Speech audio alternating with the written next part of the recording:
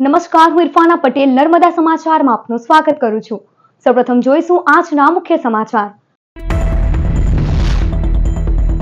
સોનામાં તેજીએ સુવર્ણકારોને મંદીમાં ધકેલ્યા। 88,000 રૂપિયા પ્રતિ તોલાના ભાવે ઉછળેલા સોનાની ખરીદ શક્તિમાં ઘટાડો થયો છે। સોનાના દાગીના બનાવતા કારીગરો બેકાર બની રહ્યા છે। ભરૂચમાં પણ ભાજપની વિદ્યાર્થી પાંખ એબીવીપી દ્વારા SC/ST છાત્રોની સ્કોલરશીપ બંધ કરાતા પરિપત્ર સળગાવી વિરોધ। જિલ્લા પંચાયત આછોડ બેઠકની પેટા ચૂંટણીમાં રાજકીય માહોલ ગરમાયો। મતદારોને રીઝવવા અને વિરોધીઓને બેકફૂટ લાવવા રાજકીય પક્ષોના અવનવા ગટકડા। શેર બજારમાં કડાકાની ચિંતા સામે સોનામાં તેજીએ કિંમતી ધાતુના રોકાણકારોને માલામાલ બનાવ્યા છે। સોનામાં તેજી રોકાણકારો માટે ફાયદાનો સોદો બન્યો, પણ આ તેજીના કારણે સુવર્ણકારો મંદીમાં સંપડાયા છે। ભારતીય સંસ્કૃતિમાં લગ્ન પ્રસંગ અને વાર તહેવારે સોનાની ખરીદી અને ભેટ આપવાનું મહત્વ છે। સોનાના આસમાને આંબતા ભાવના કારણે સોનાની ખરીદીમાં નોંધપાત્ર ઘટાડો થયો છે। તેની સીધી અસર સુવર્ણકારોની આવક પર પડી છે। 1 જાન્યુઆરીથી અત્યાર સુધીમાં 24 કેરેટ સોનાના 10 ગ્રામનો ભાવ 9,750 રૂપિયા વધીને 88,000 રૂપિયા થયો છે। તે જ સમયે ચાંદીનો ભાવ પણ પ્રતિ કિલો 1 લાખ રૂપિયા નજીક છે। સોનામાં રોકાણની ક્ષમતામાં ઘટાડો થયો છે। તેની સીધી અસર સુવર્ણકારોના કારોબાર પર પડી છે। કારોબાર પર સોનાના વેપારીઓ ઉપરાંત સોનાના દાગીના બનાવનાર કારીગરો પણ નભે છે। સોનાની ખરીદીમાં ઘટાડાના કારણે વ્યવસાય આધારિત લોકોના કારોબારમાં પણ નોંધપાત્ર ઘટાડો જોવા મળી રહ્યો છે। જે પહેલા જે ગોલ્ડ હતો લોકો સેલ કરતા હતા એને ગણા પર અત્યારે 10% પણ જગ્યાએ 5% થઈ ગયું છે અને કારીગરો પર તો સૌથી વધારે અસર પડે છે, કેમ કે એ લોકો પાસે હવે કોઈ સ્કોપ જ નથી। એકચ્યુઅલી એ લોકો પાસે કોઈ કામ જ નથી અત્યારે, અને જે કામ આવે છે એની જગ્યા પર કંઈક વળતર નથી મળતું એ લોકોને હવે, એટલે લોકો હવે ધંધો બી ચેન્જ કરવા માટે અને અમુક લોકો તો સિટી છોડીને જતા રહ્યા છે અને કારીગર પર તો સૌથી વધારે અસર પડવા માંડી છે હવે તો। સોનાનો ભાવ ઓલ ટાઈમ હાઈ છે। માત્ર 2 મહિનામાં રોકાણકારોને 10,000 રૂપિયા આસપાસ નફો દેખાઈ રહ્યો છે, પણ સોનાના રોકાણકારો પાસે હવે દાગીના સિવાય વિકલ્પ ઉપલબ્ધ છે। રોકાણકારો કાચું સોનું અને ડિજિટલ ગોલ્ડ ખરીદતા હોવાથી ગણના બનાવનાર અને વેચનાર વ્યવસાયકારો મંડી તરફ ધકેલાઈ રહ્યા છે। ઇન્ટરનેશનલ માર્કેટમાં સોનાના ભાવમાં થયેલ વધારાના કારણે લોકલ જે ટ્રેડિંગ છે એના ઉપર સીધી અસર પડી છે અને જે અમારો જે વોલ્યુમ હતા એ બહુ ઓછા થઈ ગયા છે અને જે કારીગર વર્ગને અમે જે કામ કરવા માટે આપતા હતા એમાં જે અમારું માર્જિન હતું એના પર પણ બહુ મોટી અસર થઈ છે અને અત્યારે કામ લગભગ નહીવત જેવું છે। નિષ્ણાંતો અનુસાર વર્ષ 2025માં જ સોનું પ્રતિ તોલા 1 લાખની સપાટીને સ્પર્શે તો નવાય નહીં। આ તેજી રોકાણકારો માટે લાપસીના આંધણ છે, પણ સોનાના ઘરેણાના કારીગરો અને વેપારીઓ માટે અભિશાપ સાબિત થઈ રહી છે। ગુરુવારે સમગ્ર રાજ્યમાં ભાજપની વિદ્યાર્થી પાંખ એબીવીપી દ્વારા ભાજપ સરકાર સામે જ વિરોધ પ્રદર્શન યોજવામાં આવ્યા હતા। ભરૂચમાં પણ એબીવીપીના આગેવાનોએ અનુસૂચિત જનજાતિના વિદ્યાર્થીઓની બંધ કરાયેલ શિષ્યવૃત્તિનો વિરોધ નોંધાવ્યો હતો। મેનેજમેન્ટ કોટામાં બંધ કરેલી શિષ્યવૃત્તિ ફરી ચાલુ કરવા પરિપત્રની હોરી પણ કરાઈ હતી। સાથે બાર કાઉન્સિલ ઓફ ઇન્ડિયા દ્વારા સરકારી લો કોલેજમાં પ્રવેશ પરીક્ષાની બંધ કરાયેલ કામગીરી પણ શરૂ કરવા માંગણી કરવામાં આવી હતી।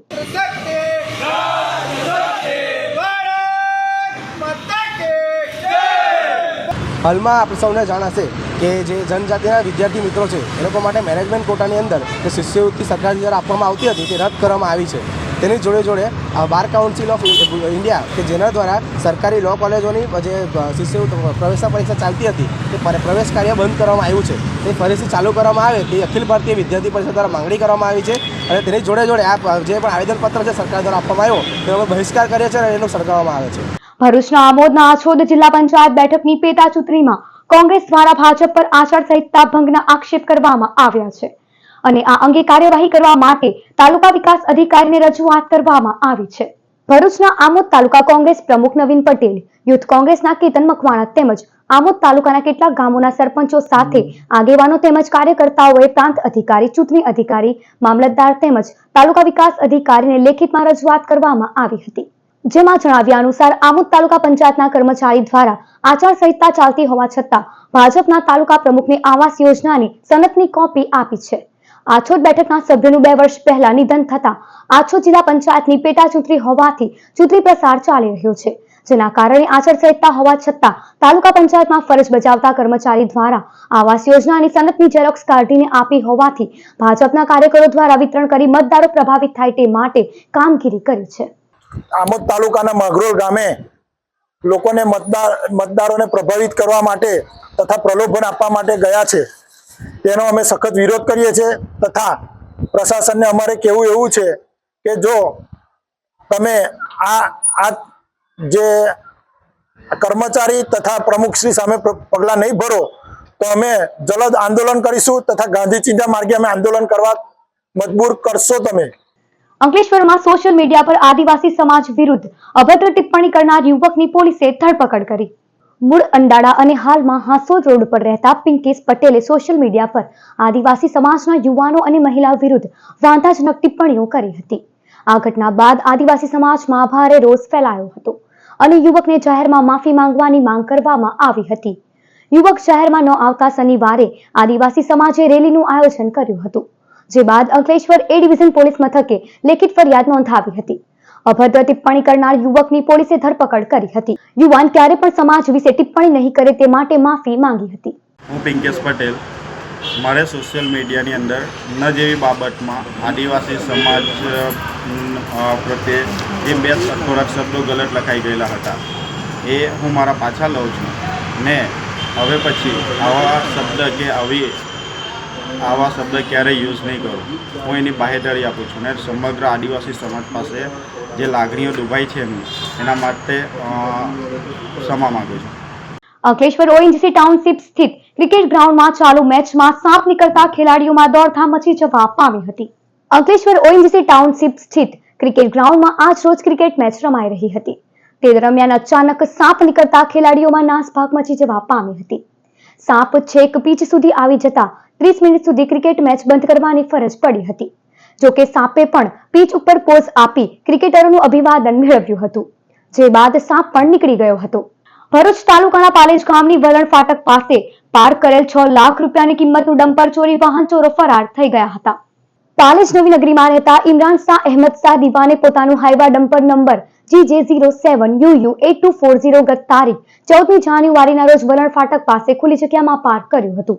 તે દરમિયાન વાહન ચોરો ત્રાટકી 6 લાખ રૂપિયાની કિંમતનું ડમ્પર ચોરી વાહન ચોરો ફરાર થઈ ગયા હતા. ડમ્પર માલિકે ભારે શોધખોળ બાદ ગતરોજ પાલેજ પોલીસ મથકે વાહન ચોરી અંગે ફરિયાદ નોંધાવી હતી. ભરૂચ જિલ્લામાં 2 અલગ અલગ માર્ગ અકસ્માતમાં 2 લોકોના મોત નીપજ્યા હતા, જ્યારે ચાલક સહિત 3 થી વધુને ઈજાઓ પહોંચી હતી.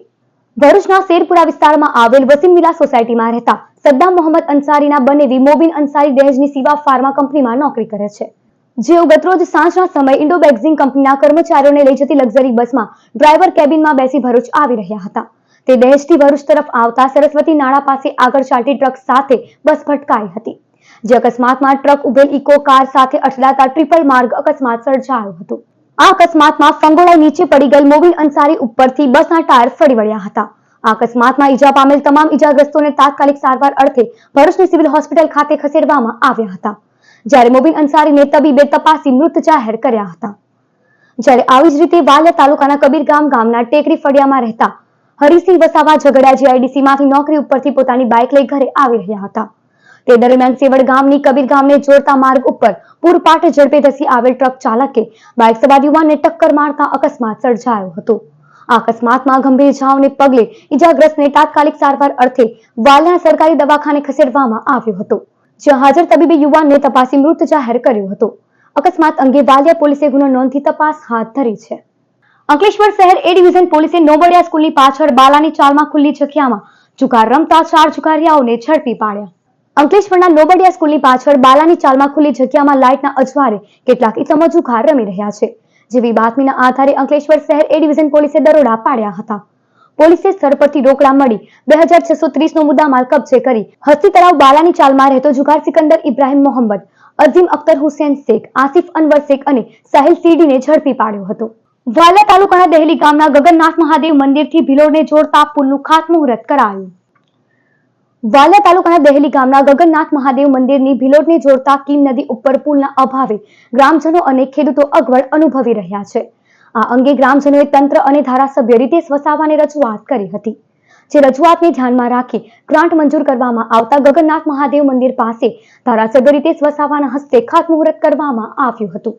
આ કાર્યક્રમમાં વાલિયા તાલુકા પંચાયતના પૂર્વ ઉપપ્રમુખ ધરમસિંહ વસાવા, જિલ્લા પંચાયતના સભ્ય અલ્પેશ વસાવા તેમજ રાજેન્દ્રસિંહ વરાછિયા સહિત આગેવાનો અને ગ્રામજનો ઉપસ્થિત રહ્યા હતા.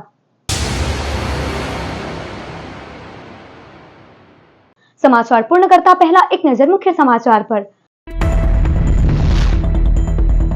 સોનામાં તેજીએ સુવર્ણકારોને મંદીમાં ધકેલ્યા. 88,000 રૂપિયા પ્રતિ તોલાના ભાવે ઉછળેલા સોનાની ખરીદ શક્તિમાં ઘટાડો થયો છે. સોનાના દાગીના બનાવતા કારીગરો બેકાર બની રહ્યા છે. ભરૂચમાં પણ ભાજપની વિદ્યાર્થી પાંખ એબીવીપી દ્વારા SC/ST છાત્રોની સ્કોલરશીપ બંધ કરાતા પરિપત્ર સળગાવી વિરોધ. જિલ્લા પંચાયત આછોડ બેઠકની પેટા ચૂંટણીમાં રાજકીય માહોલ ગરમાયો. મતદારોને રીઝવવા અને વિરોધીઓને બેકફૂટ લાવવા રાજકીય પક્ષોના અવનવા ગટકડા. તો આ હતા અત્યાર સુધીના નર્મદા સમાચાર. નવા સમાચારો સાથે ફરી મળીશું. નમસ્કાર.